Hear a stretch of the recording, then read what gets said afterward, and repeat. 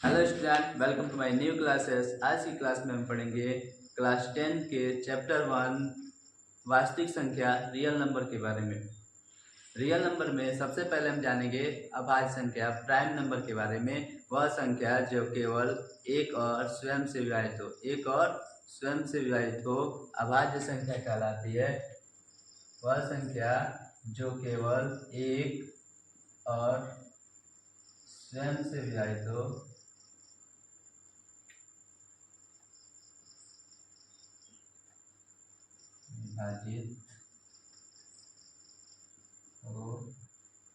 अभाज्य संख्या कहलाती है।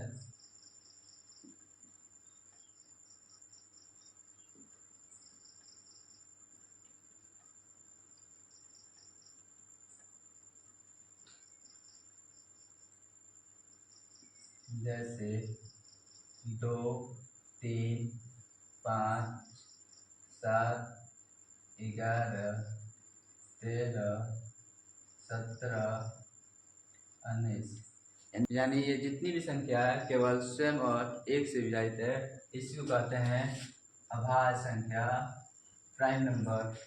अब हम जानेंगे भाज्य संख्या कंपोजिट नंबर के बारे में। वह संख्या जो एक और स्वयं के अलावा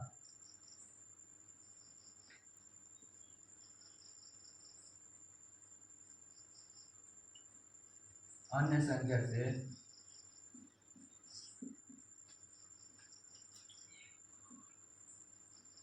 विभाजित हो, अन्य संख्या से विभाजित हो। जैसे 4, 6, 8, 9, 12, 14, 15, 16 यानी ये जितनी भी संख्या है स्वयं के अलावा किसी और संख्या से विभाजित है। जैसे 4 जो है 1 से विभाजित है, 2 से विभाजित है और स्वयं यानी एक और स्वयं के अलावा अन्य संख्या से विभाजित है। इसलिए संख्या कंपोजिट नंबर भाज्य संख्या है। अब हम जानेंगे किसी संख्या के गुणनफल यानी फैक्टर ऑफ ए नंबर के बारे में।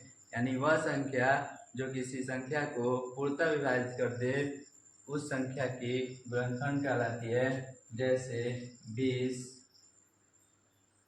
जो है 1 से विभाजित है, 2 से विभाजित है, 4 से विभाजित है, 5 से विभाजित है और 10 से विभाजित है। यानी ये जितने भी संख्या है वो 20 को विभाजित है।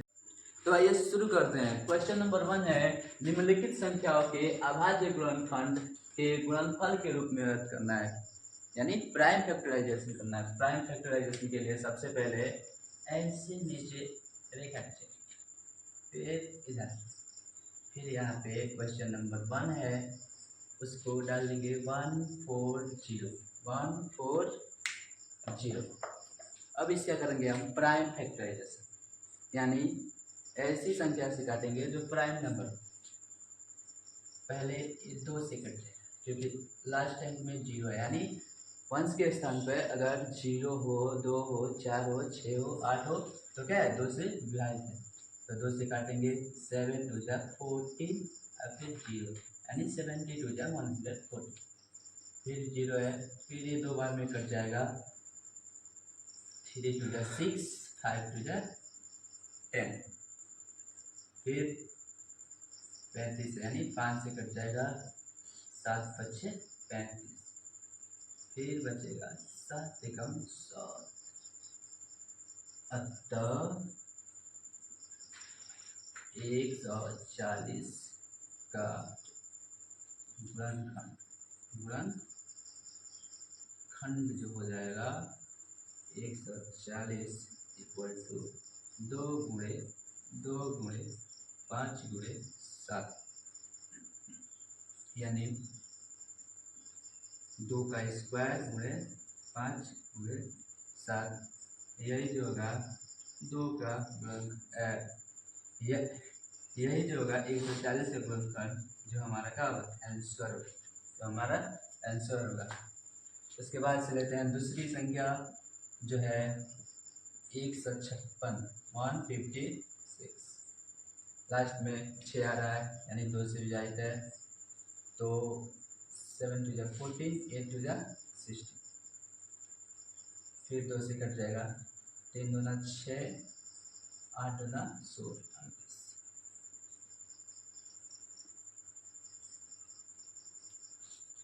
फिर 2 से कट जाएगा, 3 दूना 6, बचेगा 1 यानी 9 दूना 18, फिर 9 3 है। हमने पढ़ा है यदि दो संख्याओं का योग 3 से विभाजित है तो पूरी संख्या 3 से विभाजित है।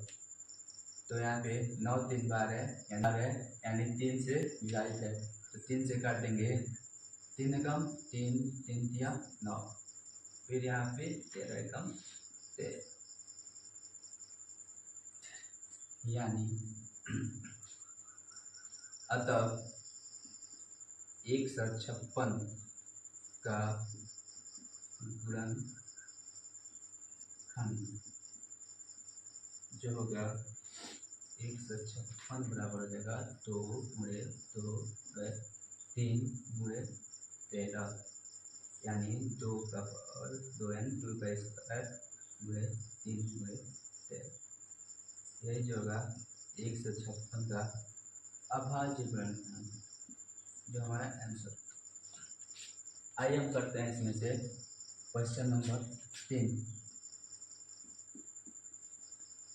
इसको भी पहले बता देते हैं क्या है, 3 8 2 5, ये संख्या 2 से विभाजित नहीं है, इसको चेक करेंगे 3 से विभाजित है या नहीं। चेक करने के लिए सब अंक जोड़ेंगे, 5 2 7 8 7 15 3 18, यानी 3 से विभाजित है, 3 से काटेंगे, 3 एकम 3, 3 दूना 6, 7 तिया 21 और 5 तिया 15, फिर इसको चेक करेंगे, 7 5 12 3 15, यानी ये भी क्या है 3 से विभाजित है, तो 4 तिया 12, 3 दूना 6 और फिर 5 तिया 15, 4 2 6 5 11, ये संख्या क्या है, ये जो संख्या है वो 3 से विभाजित नहीं है। तो इसको 5 से विभाजित करेंगे, तो 8 25 40 और 5 25, फिर 5 से कटेगा, 5 एकम 5, 7 बचे 35, फिर 17 से उल्टा विभाजित हो जाएगा, यानी अतः 38 25 का गुणनखंड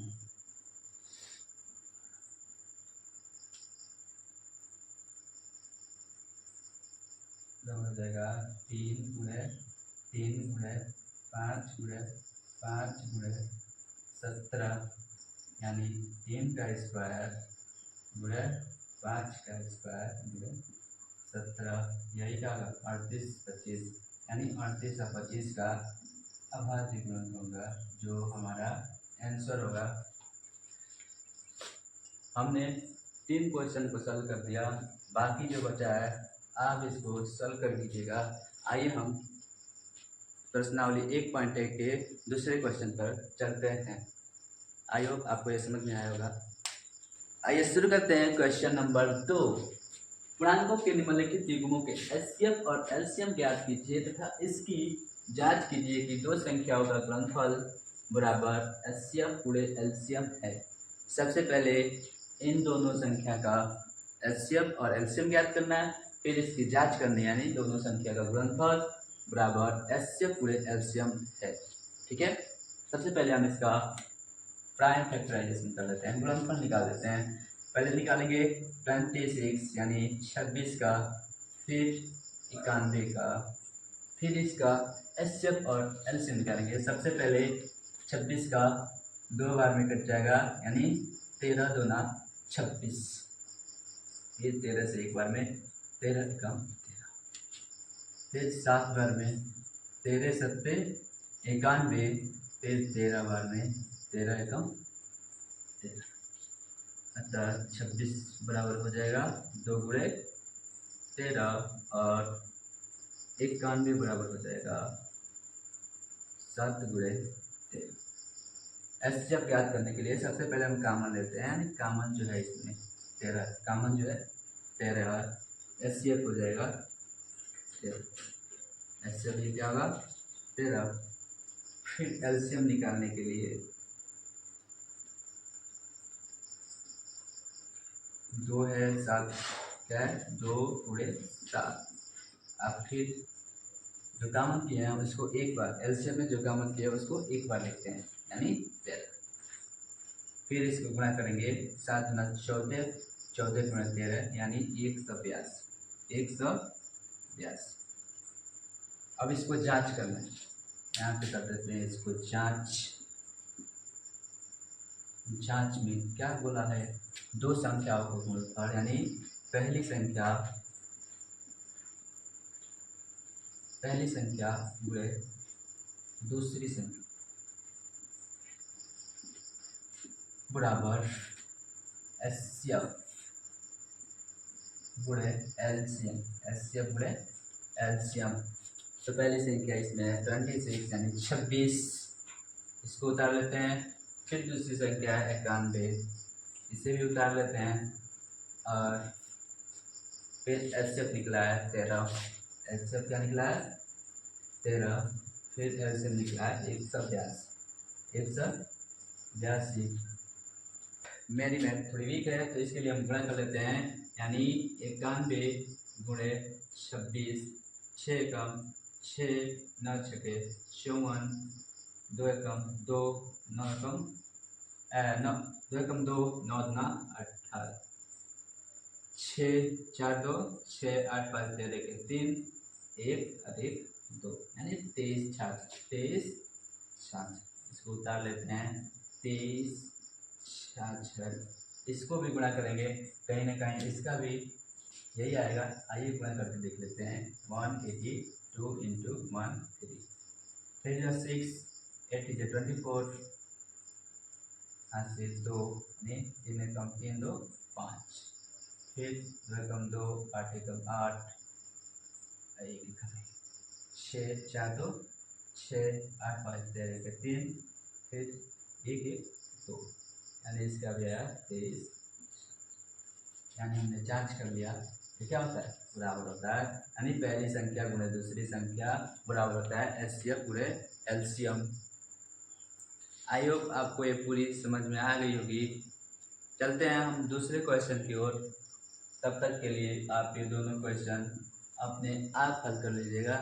सिर्फ इसका प्राइम फैक्टराइजेशन कर देना है, फिर एचसीएफ और एलसीएम निकाल लेना है सेम इसी तरीके से, और फिर जांच कर लेना है पहली संख्या गुणे दूसरी संख्या बराबर एचसीएफ गुणे एलसीएम।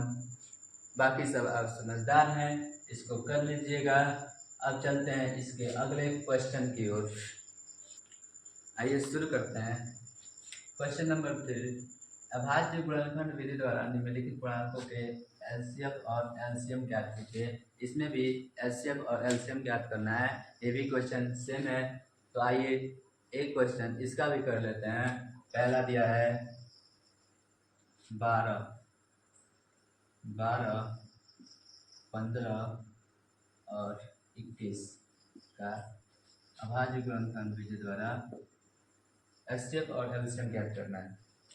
सबसे पहले 2 से कट जाएगा, 6 दुना 12, फिर 2 से कट जाएगा यानी 3 दुना 6, फिर 3 से 3 का 3, फिर 5 1 6 यानी 3 से कट जाएगा, 5 दिया 15, फिर 5 का 5, फिर 2 1 3 है 3 से कट जाएगा, 7 दिया 21, 7 से कट जाएगा। ठीक है, यानी 12 बराबर हो जाएगा 2 गुणे 2 गुणे 3, फिर 15 बराबर 3 गुणे 5, फिर 21 बराबर 3 गुणे 7, यानी इन तीनों में कॉमन 1 2 3, तीनों में कॉमन 3 है, यानी एचसीएफ बराबर हो जाएगा 3 और एलसीएम जो होगा 2 गुणे 2, 2 गुणे 2 गुणे 3 गुणे 5 गुणे 7, यानी 2 दूना 4, 4 तिया 12, 12 पच्चे 60, 7 छक्के 42, यानी 420। एचसीएफ और एलसीएम दोनों ज्ञात कर लिया। ये भी क्वेश्चन सेम है, सेम ऐसे ही आप इस क्वेश्चन को भी सॉल्व कर सकते हैं। आइए चलते हैं हम इसके अगले क्वेश्चन पे, क्वेश्चन नंबर 4 पे। Let us start. Question number 4 दिया है एचसीएफ 3 से 6 और 6 से 57 का 9 दिया है, 9 दिया है। एलसीएम ज्ञात कीजिए। एलसीएम क्या करना है? ज्ञात करना है। एलसीएम ज्ञात करना है। हमने अभी पढ़ा है दो संख्याओं का गुणनफल बराबर एचसीएफ गुणे एलसीएम, यानी पहली संख्या गुणे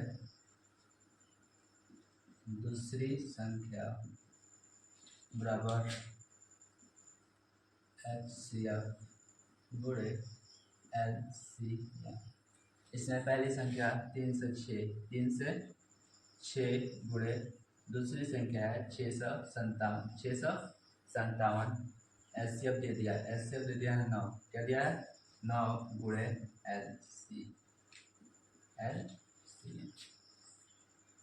अब 9 को हम इधर भेजेंगे, 9 को इधर भेजेंगे, इधर गुणा में इधर आके भाग करेगा, यानी 3 से 6 गुणे 657 में 9, यानी इसको सॉल्व करने के बाद जितना भी आंसर आएगा वो क्या होगा? एलसीएम होगा 306, यानी सभी संख्या को जोड़ने पर 9 आ रहा है, यानी 9 से पूरा कटे। 9 एकम 9, 9 तिया 27, 9 तिया 27, बचेगा 3 और 6, यानी 9 चौको 36, यानी 34 बार में 3 से 6 पूरा का पूरा कट जाएगा 9 से। ठीक है, हम 34 और 6 से 57 को गुना कर देते हैं। 657 बुरे 34, 7 चौको 28 के 8, हासिल 2, 5 चौको 20, 20 2 22, 6 चौको 24 2 26, 7 21 के 1, हासिल 2, 5 के 15, 2 17 के 7, हासिल 1, 6 18 19। जोड़ लेते हैं 8 2 1 3, 7 6 13 के 3, हासिल 1, 9 2 11 12, 1 1 2, यानी 2 2 338, 2 2 338 जो होगा वो हमारा एलसीएम। 2 2 3 3 8 हमारा जो होगा एलसीएम होगा, या फिर एलसीएम लिख के सीधे लिख लो। एलसीएम बराबर क्या है? 2 2 3 3 8। अतः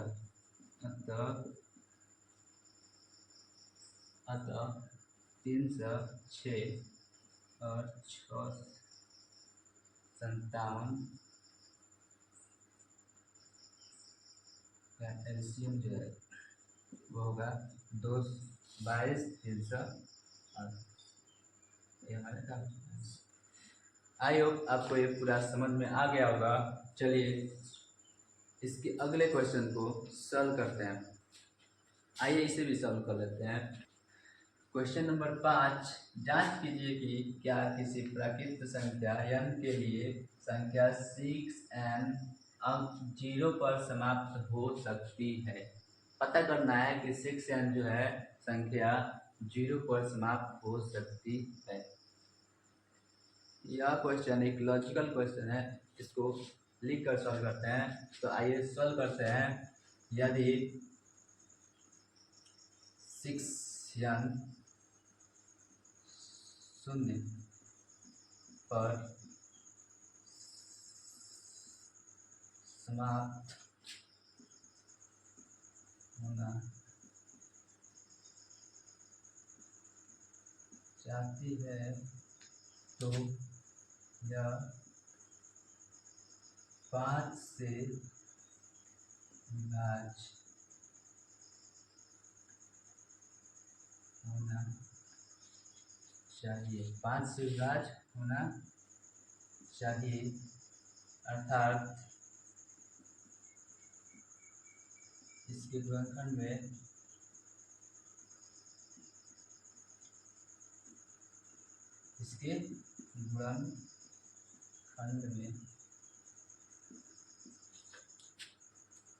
कम से कम एक बार, कम से कम या इसके गुणनखंड में एक बार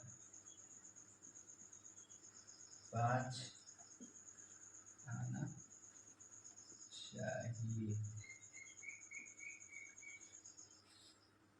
6 का गुणनखंड करने पर, 6 का गुणनखंड करने पर, भाज्य गुणनखंड करने पर 6 दो बार में कट जाएगा, यानी 3 दूना 6, फिर 3 बार में 1। तो 6 का गुणनखंड करने पर 2 गुणे 3 आ रहा है, 2 गुणे 3। अतः लिख देंगे, अतः 6 का अभाज्य गुणनखंड करने पर, अभाज्य गुणनखंड करने पर 2 गुणे 3 के रूप में आ रहा है। अतः 6 and 0 पर समाप्त नहीं।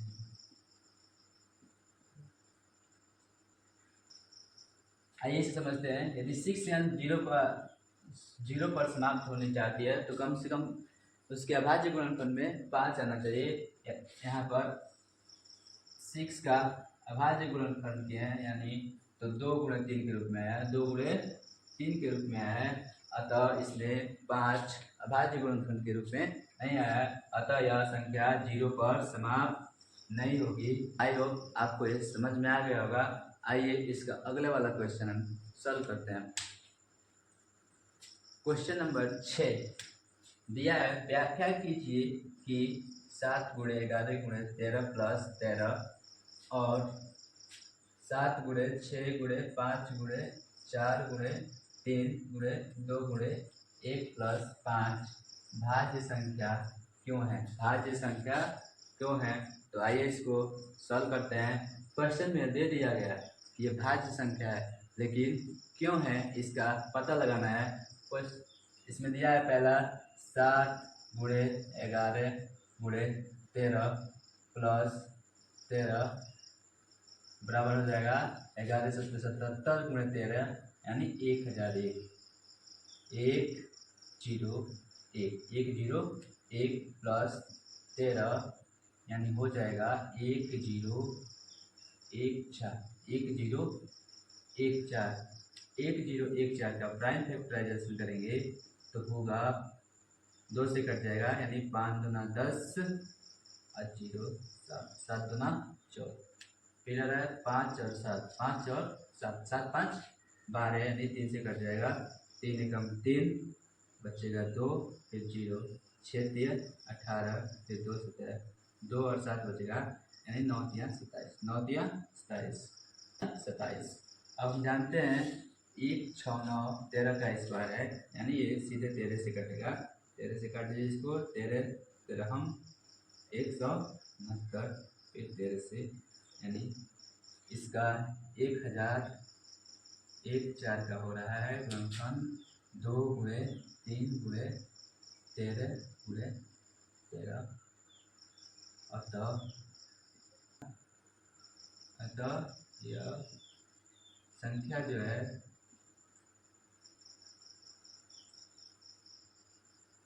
एक और स्वयं के अलावा, एक और स्वयं के अलावा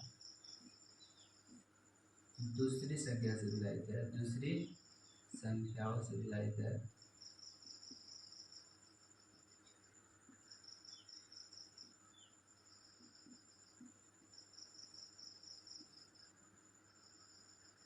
इसलिए यह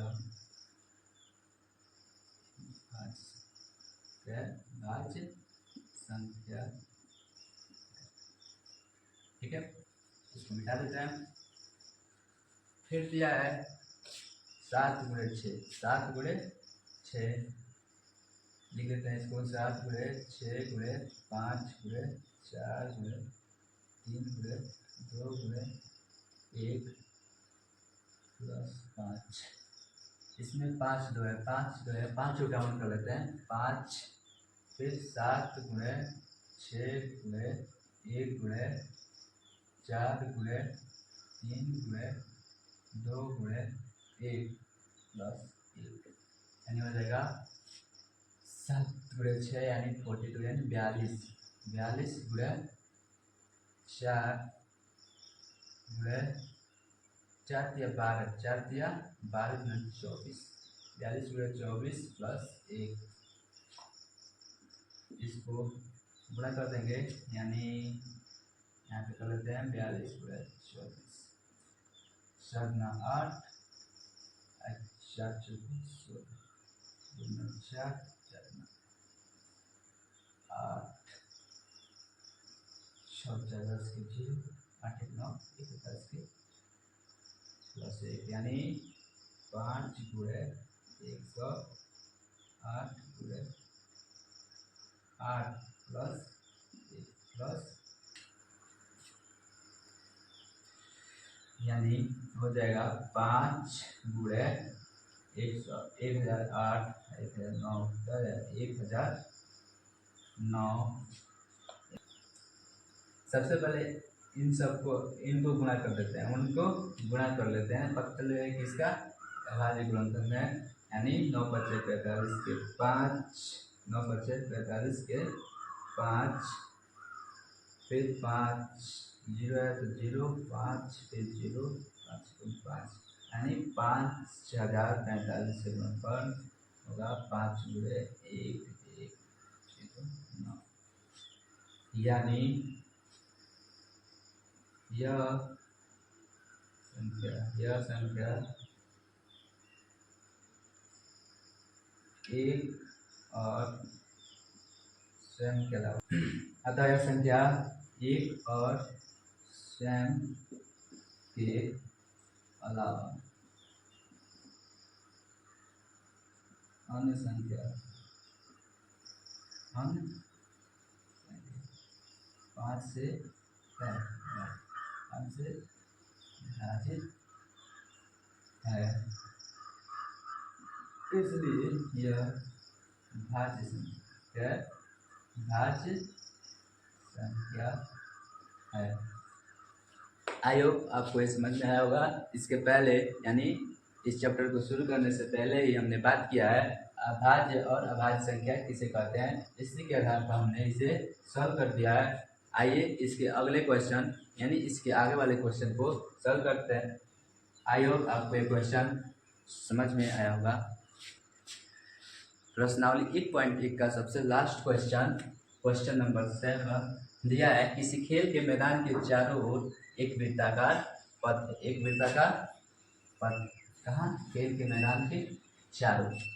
इस मैदान का एक चक्कर लगाने में सोनिया को लगता है 18 मिनट। सोनिया को लगता है 18 मिनट क्या?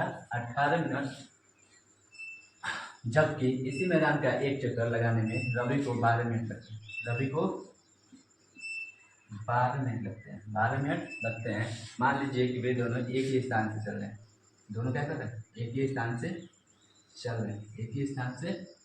चल रहे हैं और एक ही समय पर चलना प्रारंभ कर रहे हैं। एक ही दिशा में चलते हैं। कितने समय बाद वो पुनः प्रारंभिक स्थान पर, कितने समय बाद जहाँ से इन्होंने प्रारंभ किया इस स्थान पर आएंगे। तो वे दोनों प्रारंभिक स्थान पर 18 और 12 मिनट के न्यूनतम गुणांक पर मिलेंगे। यानी 12 और 18 का जो एलसीएम आएगा, क्या एलसीएम, उसी समय पे ये क्या करेंगे? दोनों एक साथ पुनः प्रारंभिक स्थान पर मिलेंगे। तो आइए इनका एलसीएम निकालते हैं। 12 का अभाज्य गुणनफल हो जाएगा 2 गुना 4 4 तिया 12। 18 का हो जाएगा 2 तिया 6 6 तिया 18। इन दोनों में 2 कॉमन है, फिर 3। अतः एलसीएम जो हो जाएगा होगा 2 गुणे 2 गुणे 3 गुणे 3, यानी 2 गुना 4, 4 तिया 12, 12 तिया 36। एलसीएम जो होगा 36 होगा। अतः वे दोनों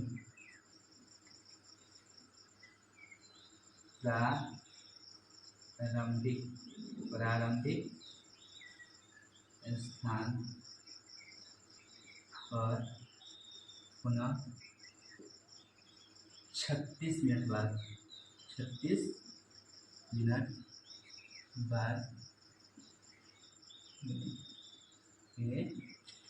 यहाँ पर हमारी प्रश्नावली 1.1 समाप्त होती है।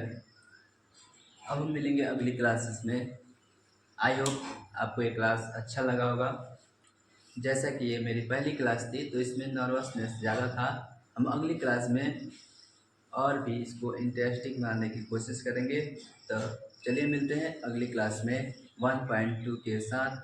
ऐसे स्टडी से रिलेटेड क्लास 5 से 10 तक के सभी विषयों की जानकारी इस चैनल के माध्यम से दी जाएगी। इसीलिए हमसे जुड़ने के लिए इस चैनल को लाइक और सब्सक्राइब जरूर। धन्यवाद।